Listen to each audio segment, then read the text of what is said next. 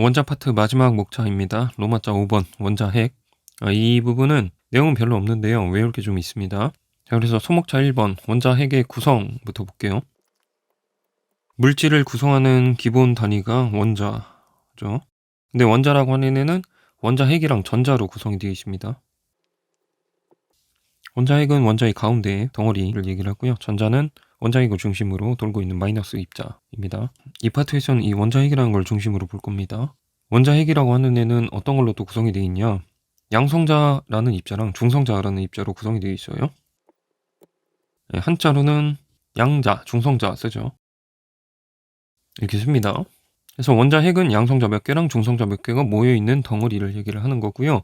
이 원자 핵을 구성하는 양성자라는 입자랑 중성자라는 입자, 이런 애들을 다 묶어서 핵자라고 부릅니다. 원자 핵을 구성하는 양성자라는 입자는 정기적으로 플러스 성질을 지니고 있고요. 중성자라는 입자는 정기적으로 중성인 입자입니다. 그리고 양성자랑 중성자는 질량이 둘 다 비스무리하고요.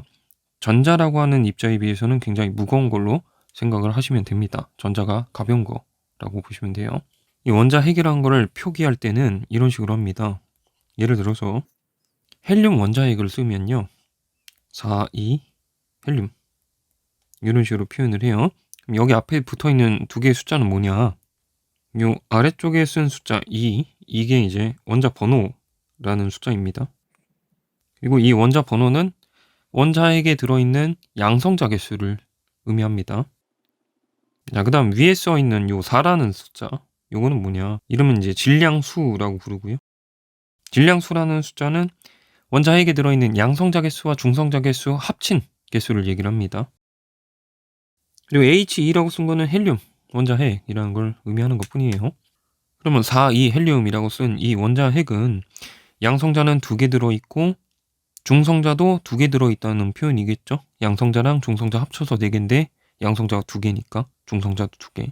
이 4, 2 헬륨이라는 거를 그림으로 이미지화해서 그려보면 양성자 2개, 플러스 입자 2개, 그 다음에 정기적 성질이 없는 중성자 2개, 이런 애들이 이렇게 묶여있는 이런 덩어리를 생각하시면 됩니다. 요게 이제 4, 2 헬륨 원자 핵이 됩니다. 아시겠죠? 그런데 이 원자 핵을 보시면요, 플러스랑 플러스 입자 2개가 가까이 있는 거잖아. 그러면 플러스랑 플러스는 서로 밀쳐내는 쿨롱의 힘을 주고받고 있겠죠? 그래서 이 상태로 이렇게 묶여 있을 수가 있나 의문이 들 거예요. 근데 어떻게 묶여 있냐면 누군가가 밀쳐내는 힘을 상쇄시키면서 꽉 잡아주고 있다는 얘기겠죠? 어떤 그런 힘이 있다는 얘기잖아. 그런 힘을 우리가 핵력이라고 부릅니다.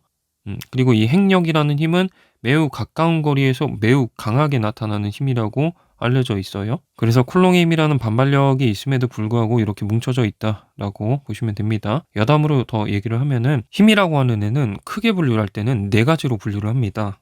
중력, 그 다음에 전자기력, 그 다음에 핵력인데 약한 핵력이 있고 강한 핵력이 있다. 이렇게 해서 4개로 분류를 합니다. 그 중에 원자핵을 구성하는 핵자들이 뭉쳐있게끔 해주는 힘은 강한 핵력에 해당합니다. 그리고 우리가 물리를 배우면서 등장하는 다양한 힘들이 있죠. 뭐 수직항력, 마찰력, 장력, 탄성력 이런 애들. 그런 힘들은 여기에서 어디에 해당하냐? 전자기력으로 결국 환원해서 설명할 수 있습니다. 여담이었고요. 그리고 입자들의 전하량에 관해서 잠깐 체크를 하면요. 전자의 전하량을 우리가 마이너스 전기소량 이렇게 표현을 하죠. 양성자라는 입자는 정확히 부호반대고 전하량 크기는 전기소량만큼이다. 이렇게 생각을 해주시면 돼요. 중성자는 중성입니다. 전기량이 0이다. 자, 다음 목차 보겠습니다. 소목차 2번. 제목은 원자핵 반응. 원자핵 반응이라는 것은 원자핵의 변화가 일어나는 과정을 얘기를 합니다. 이 대표적인 예로서는 알파 분계니 하는 분계라는 애들이 있습니다. 분계는 뒤쪽에서 더 다루도록 하고요. 그러면 원자핵 반응의 예로서 이런 걸 한번 생각을 해볼게요. 자, 그림을 그렸는데요. 왼쪽에 보시면은 양성자 하나랑 중성자 하나로 이루어진 원자핵이 2개가 있는 겁니다. 이렇게. 그리고 오른쪽 보시면요. 양성자 2개와 중성자 하나로 이루어진 원자핵이 하나 있고 중성자가 하나 또 따로 있는 겁니다. 이게 어떤 거냐면 이 2개의 원자핵이 반응을 해서 이렇게 하나의 원자핵으로 바뀌고 중성자가 하나 남아있다. 이렇게 그림을 표현해 놓은 거예요. 왼쪽 전체적으로 봤을 때 플러스 양성자가 두 개가 있는 거예요. 그죠? 그리고 오른쪽도 전체적으로 봤을 때 플러스 양성자가 두 개가 있는 거죠. 그러니까 플러스가 어디 간 건 아니고 구성만 좀 바뀐 겁니다. 조합만. 중성자도 왼쪽끼리 합치면은 두 개 있는 거죠. 그러면 오른쪽에도 중성자 개수는 합쳐보면 두 개로 유지되고 있는 게 확인이 됩니다. 다만 원자핵의 종류가 바뀐 거는 보이시죠? 이런 식으로 원자핵의 변화가 일어나는 거를 원자핵 반응이라고 합니다. 요거를 이제 식으로 표현을 해볼게요. 자, 왼쪽 부분에 있는 원자핵을 우리가 뭐라고 쓰면 될까? 이 질량수는 2짜리, 그리고 양성자 하나 있으니까 원자번호 1짜리, 이름은 원자번호 1인 수소가 되겠습니다. 근데 그거 두 개를 이렇게 모아놓은 거죠. 자, 그래서 이렇게 두 개가 변화가 일어나서 질량수가 3짜리고 양성자가 두 개이니까 원자번호가 2인 헬륨이라는 애로 바뀌었구나. 그리고 중성자가 하나 남아있구나. 중성자를 표기를 할 때는요. 질량수는 1이라고 쓰고요. 중성자 하나니까. 그리고 양성자는 없는 거니까 원자번호는 0 이렇게 표현을 하고 문자로는 스몰 n 이렇게 주로 씁니다. 중성자는 0으로 뉴트론이라서 n을 주로 씁니다. 되실까요? 어려운 건 없죠? 위에 그림을 식으로 바꾸면은 이제 이렇게 식이 되고요. 이런 식을 이제 원자핵 반응식이라고 얘기를 합니다. 화학에서 얘기하는 화학 반응식이랑은 조금 다른 거예요. 이거는 원자핵들이 바뀌는 겁니다. 이제 이 원자핵 반응식에서 포인트는 어디에 있냐면 식의 좌변에 있는 질량수끼리 합친 거 2 더해서 4죠. 그거는 우변에 있는 질량수끼리 합친 거 3 더하기 1에서 4죠. 그래서 각 변에서 질량수 합친 것끼리는 같아야 된다. 이거를 지켜야 되고요. 그 다음에 좌변에서 원자 번호끼리 합친 거 1 더하기 1이죠. 2네. 그 다음에 우변에서 원자 번호끼리 합친 거 2 더하기 0이죠. 그럼 2네. 그래서 좌변, 우변, 원자 번호 합친 것끼리는 비교하면 또 같아야 된다. 이게 지켜줘야 됩니다. 왜냐하면 양성자나 중성자가 없어지거나 새로 생기는 건 아니고 묶여있는 조합만 바뀌는 것 뿐이에요. 그러니까 전체적인 숫자 비교해보면 이전이랑 나중이랑 똑같아야 된다. 이렇게 메모할 수 있겠죠. 질량수 합이랑 원자번호 합은 반응 전과 후 비교했을 때 변하지 않았어야 된다. 이렇게. 그리고 잠깐만 언급해보면 여기 수소 원자핵 보시면은 양성자 하나 중성자 하나로 그려놨는데 보통은 수소 하면은 원자핵 양성자 하나로만 이루어져 있습니다. 근데 거기에 중성자까지 붙어있는 이런 수소인 경우에는 좀 무거운 수소다 해서 중수소라고 불러요. 그래서 이런 걸 화학에서는 동위원소 이렇게 부르죠. 중수소라는 애는 수소 중에 극히 일부 비율밖에 차지하지 않습니다. 0.01% 정도. 그럼 지우고 원자핵 반응식 추가로 하나만 더 예를 들어서 연습해 볼게요. 994 베릴륨이라고 하는 원자핵이 있었다고 합시다. 여기에 42 헬륨 원자핵이랑 반응을 해서 12,6의 탄소 원자핵이 나왔다고 할게요. 그리고 중성자가 몇 개 나오는데 중성자가 몇 개 나왔을까? 이거 어떻게 따지셔야 될까요? 좌변의 질량수합은 우변의 질량수합이랑 같아야 된다를 씁니다. 좌변 보시면은 994 13이네. 그러면 우변에도 12 더하기 1이라는 숫자가 있어야겠고요. 맞죠? 그 다음에 좌변의 원자번호 합치면요 4, 2, 6이네. 그러면 우변에 6, 0 이렇게 하시면 되죠. 그죠? 1, 0이라고 하는 이 숫자는 이제 중성자를 얘기를 하겠죠. 질량수가 1이고 원자번호가 0인 입자, 중성자. 그래서 중성자가 딱 이렇게 한 개 나오면은 식이 성립되겠죠. 이런 식으로 숫자 따져서 식을 완성할 수 있으면 됩니다. 별거 없죠. 그 다음 목차 볼게요. 소목차 3번. 질량과 에너지 등가성이라는 걸 보겠습니다. 여기서 뭐 볼 거냐면 질량이라고 하는 애는 에너지로 바뀔 수가 있다. 이런 걸 볼 거예요. 질량이 없어지는 대신에 에너지라는 걸로 바뀔 수 있다요. 예를 들어서 설명을 해볼게요. 양성자 2개랑 중성자 2개가 있었다고 합시다. 이렇게 입자들이 따로따로 있었어요. 이렇게 따로따로 있던 입자들이 하나의 묶음으로 묶이는 바람에 원자핵이라는 게 새로 생겼다고 합시다. 그러면 어떻게 되냐?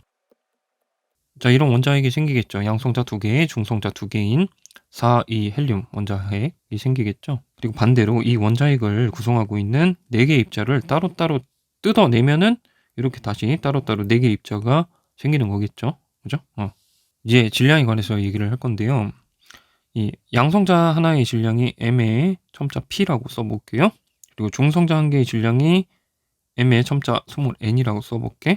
그럼 따로따로 있는 요 4개 입자 질량 합친 거는 뭐라고 쓰시면 될까? 2배 mp 플러스 2배 mn 이렇게 쓰면 되겠죠. 그 다음에 이 헬륨 원자핵 요 놈의 질량을 따로 재봤더니 라지 m만큼이었다고 할게요. 그럼 일반적인 생각으로는 이거 합친 거랑 이 라지 m이랑 같을 것 같잖아요. 입자 종류나 뭐 개수 달라진 거 없으니까 단지 묶였을 뿐이잖아요. 그죠? 근데 신기하게도 이게 아니더래요. 실제로는 어떻게 되냐, 합쳐지면은 이렇게 질량이 줄더래요. 세상에서 질량이 없어진 겁니다. 합쳐지면서. 대신에 이런 일이 일어나는 동안 세상에 에너지라는 게 추가로 튀어나오더래요. 그러니까 질량이 없어지는 대신에 에너지라는 게 생기더란 말입니다. 그리고 이 질량이 줄어드는 만큼을 우리가 질량 결손이라고 불러요. 좀 정리를 해보면요, 질량 차이를 질량 결손이라고 부릅니다. 표현을 할 때는 뭐 델타 M 이런 식으로 많이 쓰고요. 질량이 없어지는 대신에 에너지가 발생합니다. 에너지는 얼마만큼 발생하냐? 질량 결손 분 곱하기 광속의 제곱. 이는 MC 제곱, 이는 MC 스퀘어 이렇게 부르기도 하죠. 어디선가 들어보신 적 있을 거예요. 이 발생한 에너지는 어떤 형태로 나타나냐? 보통 반응 후에 입자들이 운동 에너지로 그만큼 더 갖게 된다. 이렇게 보시면 됩니다. 위에 좀 더 표기를 해보면 왼쪽에 따로따로 있던 상태에서 이렇게 묶이게 되면은 에너지가 발생합니다. 질량이 줄면서. 그러면 반대로 가면 어떨까요? 양성자랑 중성자가 이렇게 묶여있는 상태인 원자핵을 내가 이렇게 따로따로 입자들 다 떼낼 거야. 이렇게. 그러면 이런 동안은 에너지가 발생하는 게 아니라 오히려 에너지를 우리가 투입을 해줘야 됩니다. 반대로 가는 거니까. 그러니까 에너지를 넣어서 다 따로따로 뜯어줘야 된다라고 생각을 해주시고요.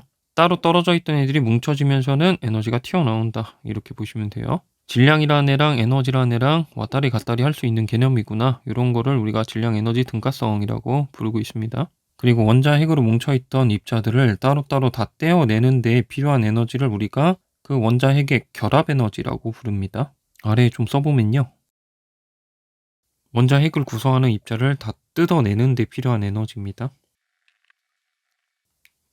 그러니까 위에 예로 보시면은 이 헬륨 원자핵을 이렇게 4개 입자로 다 떼어내는데 투입시켜줘야 되는 이 에너지의 크기를 우리가 헬륨 원자핵의 결합 에너지다라고 부릅니다.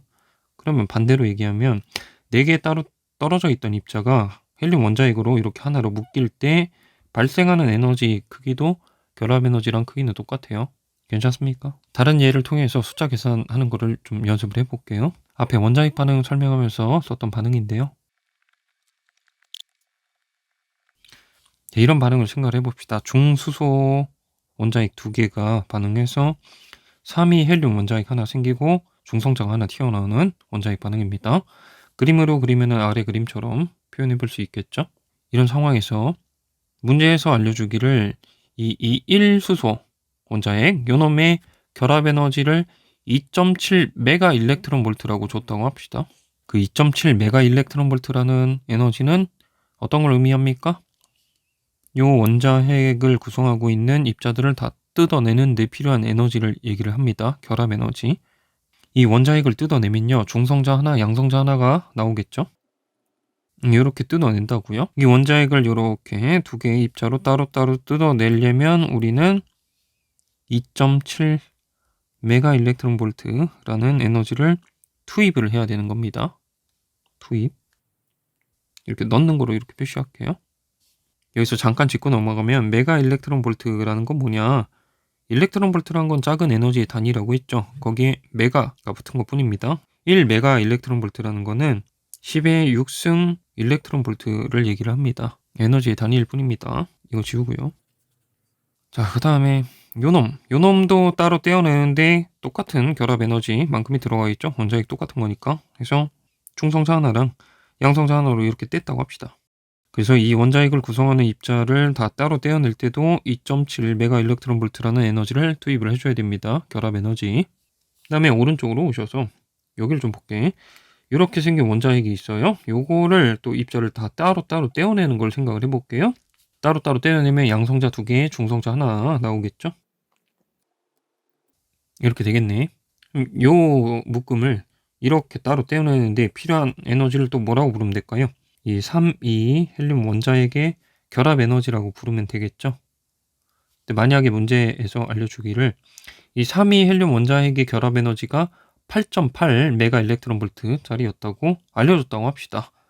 그러면 이 원자핵 상태였던 애를 이렇게 입자들 따로 떼어진 상태로 바꿔주는 데는 우리가 8.8 메가 일렉트론 볼트만큼의 에너지를 넣어줘야 된다는 얘기입니다. 근데 이걸 반대로 얘기하면요. 이렇게 세 개의 입자가 따로 떼어져 있는 상태에서 이렇게 하나의 원자핵으로 이렇게 묶이게 되면은 8.8 메가 일렉트론 볼트만큼 에너지가 튀어나온다는 얘기죠. 그래서 이렇게 표기를 해볼게. 8.8이 튀어나옵니다. 이렇게. 그럼 여기까지 생각을 해놓고 이제 원래 반응 요거를 다시 볼게요. 이 원자핵 두 개가 반응을 해서 원자핵 하나 새로운 거 생기고 중성자가 하나 튀어나오는 이 반응이 일어나는 동안 에너지가 얼마만큼 튀어나올까 이런 걸 계산해야 된다고 합시다. 그럼 계산 어떻게 하면 될 것 같아요? 이거는 이렇게 보시면 돼요. 이렇게 있던 애들은 일단 따로 떼주고 따로 떼어져 있는 4개 입자가 세 덩어리 묶여서 하나 이렇게 되고 중성자 하나 나왔다. 이렇게 좀 돌아서 이렇게 보자고요. 그러면 이렇게 가는 동안은 내가 에너지를 2.7, 2.7 투입을 해줘야 되는 거죠. 5.4만큼 투입을 해줘야 되네. 그런데 이 상태에서 이렇게 가면요. 8.8이 튀어나오는 거지. 그죠? 5.4 투입했더니 8.8이 튀어나오는 걸로 끝이 나는 거네. 요 과정 동안. 그러면 요 과정 한 번에 보면은 뭐라고 하시면 될까? 5.4 투입해주고 그랬더니 8.8 튀어나오면서 끝이 나는 거야. 그러면 3.4만큼 순수하게 나오는 걸로 볼 수 있죠. 이렇게 돌아갔을 때.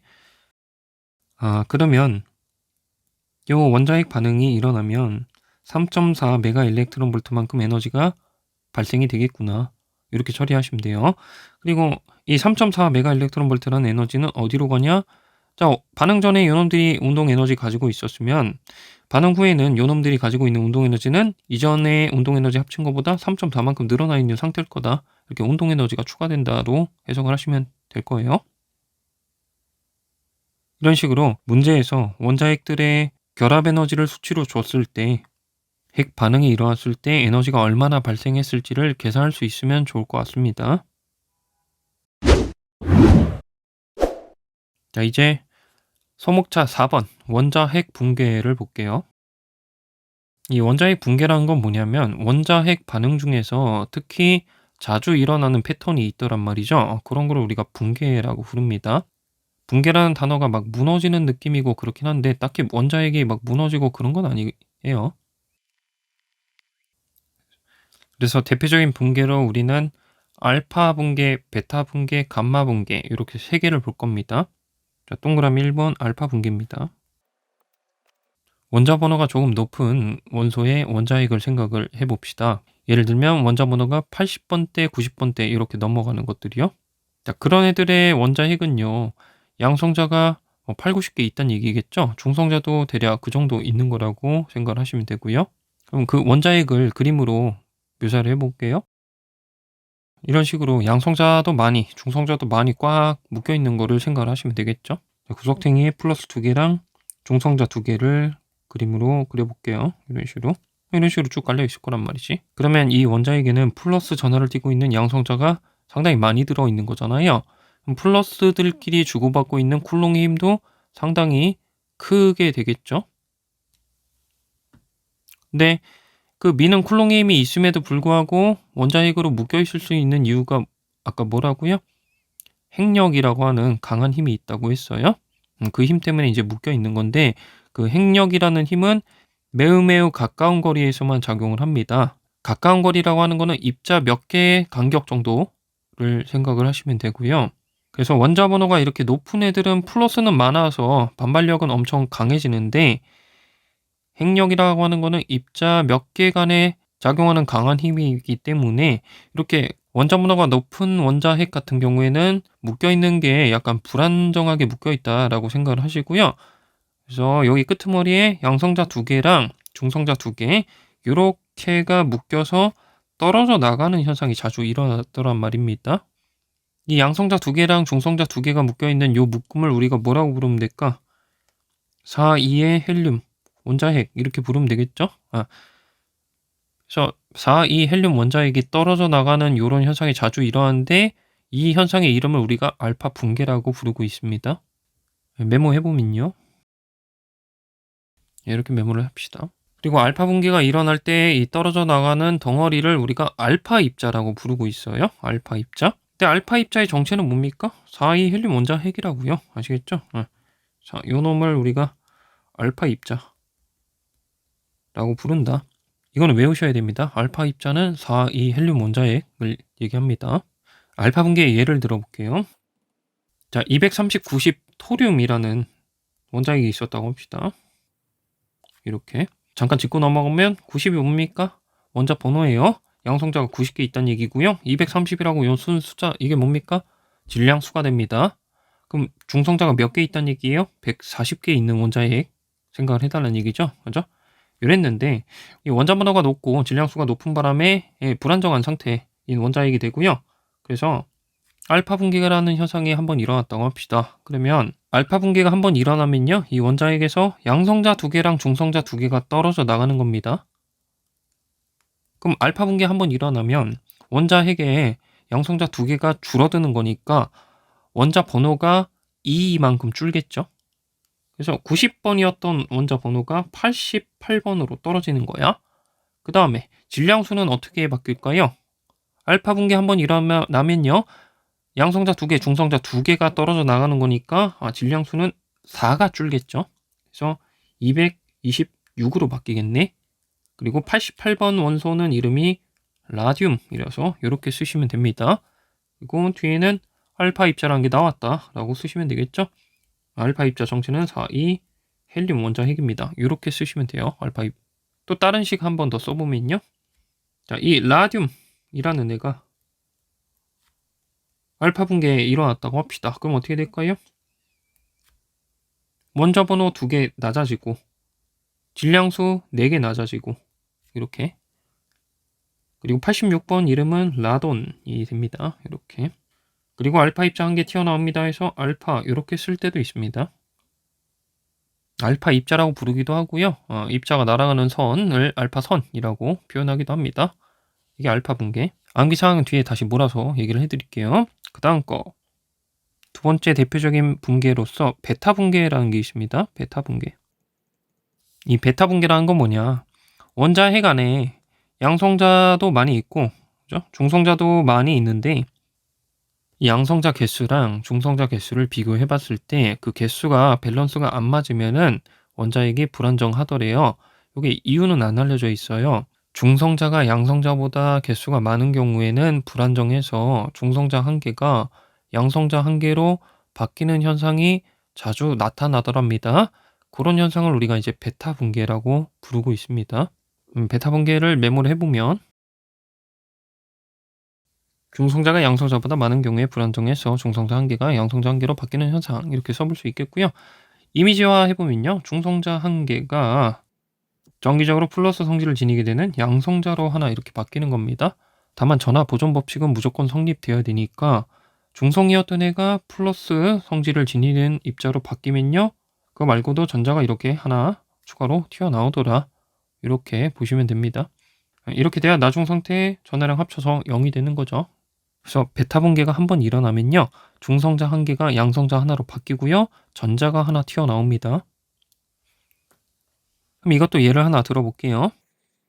131에 53 아이오딘, 요오드가 있었다고 합시다. 이런 애가 베타 붕괴가 한번 일어났다고 할게요. 이 원자핵이. 베타 붕괴가 한번 일어나면 원자핵에는 중성자 하나 주는 대신에 양성자 하나 늘어나는 거죠. 양성자가 하나 개수가 느네? 그럼 원자 번호가 1 커집니다. 53이었던 게 54. 그죠? 그 다음에 질량수는 어떻게 될까요? 중성자 하나 줄어드는 대신에 양성자 하나 생겼으니까 중성자랑 양성자 개수 합친 거는 변하지 않았죠. 질량수는 그대로구나. 이렇게 쓰시면 되겠네. 54번 원자는 제논. 이렇게. 그리고 이걸로 끝이 아니라 뭐가 튀어나온다? 전자 1개. 플러스 전자 2에 마이너스 이렇게 표기를 할게요. 전자다. 그리고 짜잘한 거 뭐 소립자 튀어나온 거 있긴 한데 요렇게만 쓸게요. 그리고 베타 붕괴가 일어날 때 튀어나오는 입자를 우리가 베타 입자라고 합니다. 베타 입자. 혹은 그 선을 베타선이라고 불러요. 자, 근데 베타 입자 정체가 뭡니까? 전자예요. 어려울 거 없죠? 베타 입자는 전자다. 이거는 외워놓으셔야 되고요. 하나 더 예를 들어보면 32에 15인이라는 애가 있었다고 합시다. 이런 원자핵이 베타 붕괴 한번 일어났다고 하면요. 자, 어떻게 됩니까? 원자 번호가 하나 늘어나요. 16으로. 질량수는 변하지 않습니다. 그러면 16번 원소는 황이니까 이렇게 써주면 되고요. 그 다음에 전자 하나 튀어나왔다 써주면 되죠. 전자 앞에서 숫자를 좀 써볼게. 전자는 질량수 0이고요. 원자 번호는 마이너스 1 이렇게 표기를 하기도 합니다. 그 2 이렇게요. 자, 그 다음에 세 번째 대표적인 붕괴 볼게요. 3번 감마 붕괴라고 합니다. 이 감마 붕괴라는 거는 내용이 거의 없어요. 자, 어떤 불안정한 원자핵이 있었다고 상상을 해볼게요. 원자핵이 불안정한 바람에 알파 붕괴라든가 베타 붕괴 같은 현상이 일어났다고 해봅시다. 붕괴라는 현상이 일어난 직후에는 원자핵의 에너지 상태가 약간 높은 상태에 들어가 있다라고 해요. 그거를 우리가 들뜬 상태라고 표현하기도 합니다. 여기에서도 에너지가 높은 상태에서는요, 시간이 지나면 자연스럽게 에너지를 줄이고 낮은 상태로 들어가는 게 자연스러운 현상이거든요. 그래서 에너지가 낮은 상태로 바뀌는 동안 그 에너지 줄어드는 만큼이 빛으로 튀어나옵니다. 빛 에너지로요. 괜찮을까요? 자, 이렇게 에너지가 높은 상태였던 원자핵이 에너지가 낮은 상태로 바뀌는 이런 현상을 우리가 감마 붕괴라고 부르는 것 뿐이에요. 그리고 나오는 요 빛을 감마 붕괴에서 나오는 선이다 해서 감마선이라고 부르고 있을 뿐입니다. 그러니까 감마선의 정체는 뭐예요? 그냥 빛, 전자기파. 그래서 감마 붕괴는 뭐 출제할 게 따로 없고 수험적으로 별로 안 중요하게 생각을 하시면 될 것 같습니다. 자, 이렇게 해서 우리가 수험에서 다뤄야 되는 알파, 베타, 감마 붕괴의 대표적인 세 가지 붕괴를 봤고요. 이걸 이제 좀 정리를 해가지고 어떤 걸 암기해야 되는지 한번 볼게요. 세 가지 붕괴에 있어서 알파 붕괴라는 현상이 일어나면은 알파 입자가 하나 튀어나옵니다. 알파 입자의 정체는 뭡니까? 2,4 헬륨 원자핵. 요게 됩니다. 이걸 외워놓으시고요. 2,4 헬륨 원자핵은 정기적으로는 성질이 어떻게 됩니까? 플러스겠죠. 양성자 2개, 중성자 2개니까. 되죠? 자, 그 다음에 베타 붕괴라는 현상이 일어났다고 합시다. 자, 베타 붕괴 일어나면서 튀어나오는 입자를 베타 입자라고 부릅니다. 자, 베타 입자는 정체가 뭐였죠? 전자였습니다. 전자. 그죠? 전자는 정기적 성질이 마이너스입니다. 그 다음에 감마 붕괴 일어나면서 나오는 선을 우리가 감마선이라고 부릅니다. 감마선의 정체는요, 그냥 전자기파, 빛이 됩니다. 됐죠? 자, 알파 붕괴가 일어나면은 원자 번호가 얼마만큼 바뀝니까? 양성자가 2개가 빠져나가는 거니까 원자 번호는 2개 줄어듭니다. 그 다음에 질량수는 어떻게 변합니까?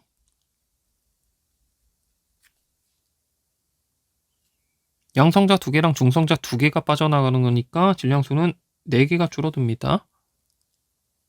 다음 베타 붕괴가 일어나면 원자 번호는 어떻게 바뀝니까? 중성자 1개가 양성자 1개로 바뀌는 거예요. 양성자가 하나 늘어나니까 원자 번호가 하나 올라갑니다. 그 다음에 질량수는 어떻게 바뀝니까? 중성자 하나 줄어드는 대신에 양성자 하나 생기니까 질량수는 변하지 않습니다. 불변. 그 다음에 감마 붕괴가 일어나면 원자 번호 변할 일 없고요. 질량수도 변할 일 없습니다. 그냥 에너지 줄어드는 만큼 빛으로 튀어나오는 것 뿐이에요. 괜찮을까? 그래서 여러분들은 이거를 외우셔야 되는데 특히 뭐를 외우시면 되냐? 이거 외우시면 돼요. 이거 알파 입자 정체는 2,4 헬륨 원자핵이다. 베타 입자는 정체가 전자다. 그죠? 감마선은 빛이 나오는 것 뿐이다. 이거 외우면 이런 거 다 해결할 수 있겠죠. 원자 번호 어떻게 변하고 질량수 어떻게 변하는지. 되죠? 그 다음에 마지막으로 하나만 추가로 언급을 해보면 이 알파선, 베타선, 감마선이 나오고 있는 영역에 전기장이나 혹은 자기장을 걸어주면은 이 날아가는 궤적이 조금 휠 수도 있겠죠. 뭐 감마선은 그냥 빛이 나오는 거니까 전기장이나 자기장을 걸어줘도 휘지 않습니다. 근데 알파 입자나 베타 입자 요런 애들은 전기장이 성질을 띠고 있는 입자잖아요. 그럼 전기장이 걸려있는 영역에서는 힘을 받아가지고 그죠? 특정 방향으로 휘겠고요.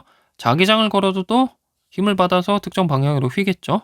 그런 것도 좀 생각을 해볼 수 있으면 좋을 것 같아요. 플러스 입자는 어떻게 힘을 받을지, 마이너스 입자는 또 어느 방향으로 힘받을지 생각하시면은 어떻게 휴학할지 도출해낼 수 있겠죠. 그것도 나올 수 있고. 자, 그런 것도 물어볼 수 있습니다. 자, 이제 마지막 소목차 이걸로 끝이에요. 원자. 자, 5번 소목차 반감기라는 주제 보겠습니다. 뭐 내용은 거의 없습니다. 이거는. 자, 어떤 원자핵이 있는데요. 이 원자핵이 붕괴라는 현상이 일어나서 다른 원자핵들로 바뀌어가고 있다고 합시다. 그랬을 때 이 붕괴라는 현상이 일어나는 바람에 원래 원자핵이 점점 없어지는 거잖아. 다른 걸로 바뀌는 거니까. 그래서 원래의 원자핵 개수에 비해서 절반으로 줄어들 때까지 걸리는 시간을 우리가 그 원자핵의 반감기라고 부릅니다.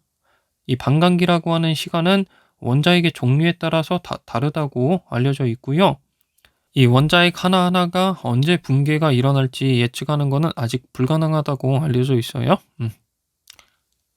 다만 원자핵이 여러 개, 똑같은 원자핵이 여러 개 모여 있을 때 걔네들이 여기저기서 붕괴를 하는데 그 붕괴가 일어나서 결국에는 전체 개수가 절반으로 줄어들 때까지 걸리는 시간은 원자핵마다, 원자핵의 종류마다 일률적으로 정해져 있는 것은 알려져 있습니다. 그래서 메모를 해보면요. 네, 이렇게 써볼게요. 원자핵이 붕괴해서 원래 개수의 절반만 남을 때까지 걸리는 시간. 예를 들어서요. 32, 15인 이라고 하는 원자핵이 있다고 합시다. 요 놈의 원자핵의 반감기는 14일이라고 알려져 있다고 볼게요. 14일 지날 때마다 이 원자핵 개수가 절반으로 줄어든다는 얘기입니다. 다른 걸로 바뀌어서. 그죠? 그러면 56일이 지나면은 원래 원자핵 개수에 비해 몇 배만큼만 남아 있을까요? 14일이 지날 때마다 원래량의 절반으로 줄어드는 거예요. 자, 처음에 14일 한번 지나면은 원래량의 2분의 1배 되어 있겠죠? 추가로 14일이 또 지나면은 2분의 1 줄어든 거에 또 1분의 1배가 되는 겁니다. 그리고 추가로 14일이 더 지나면 거기서 또 2분의 1배로 줄어드는 거예요. 이런 식으로. 그럼 56일이라고 하는 거는 14일이 4번 지나가는 거네. 반감기가 4번 지나가는 거죠. 그죠? 그러면 2분의 1배 되는 게 4번 진행됩니다. 이렇게 하시면 되겠네. 그래서 16분의 1배 남아 있습니다. 하시면 됩니다. 괜찮을까? 어려운 거 전혀 없죠. 이거는. 절반까지 남는데 걸리는 시간은 항상 일정하다란 말입니다. 그럼 굳이 이거를 식으로 써보면 이렇게 식을 써볼 수도 있어요. 나중에 남아있는 원자의 개수는 처음에 있던 원자의 개수 N0라고 쓸게. 요거에 뭐라고 하시면 되냐면 2분의 1의 반감기분의 지난 시간 이렇게 써볼 수도 있겠어요. 문장을 그냥 식으로 바꾼 것 뿐이야. 예를 들어서 자, 지금 여기 라지 t가 반감기라는 시간이고요. 여기 스몰 t는 실제 지나간 시간을 얘기를 합니다. 그럼 예를 들어서 실제 지난 시간이 반감기만큼이라고 할게. 여기 라지 t 나오면은 2분의 1 남은 거고 2분의 1배만 남아 있습니다. 라고 결론이 나오는 거죠. 만약에 지나간 시간이 2배의 반감기만큼 시간이 지났어. 그럼 여기 2 라지 t 넣으시면은 2분의 1에 제곱되는 거니까 4분의 1만큼 남았습니다. 이렇게 결론이 나오는 거죠. 식 구조는 뭐 어려운 거 없습니다. 이렇게 괜찮을까? 라지 t가 반감기를 의미를 합니다. 자, 이걸 그래프로 그려보면요.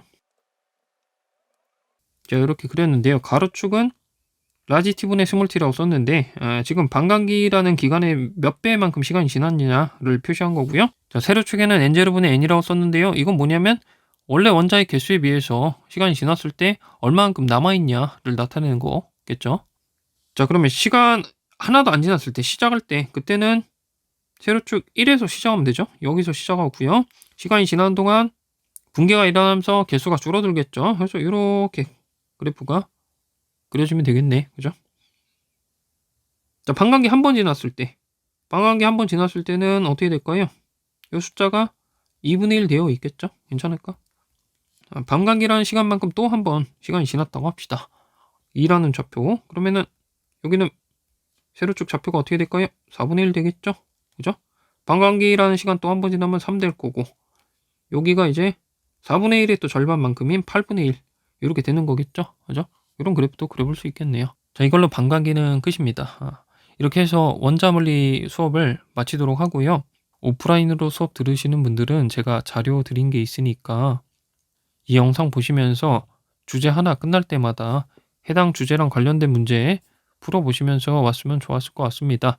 문제를 안 보신 분은 지금이라도 좀 가볍게 쓱 한번 훑어보세요. 네, 여기까지 하고 마치도록 합시다.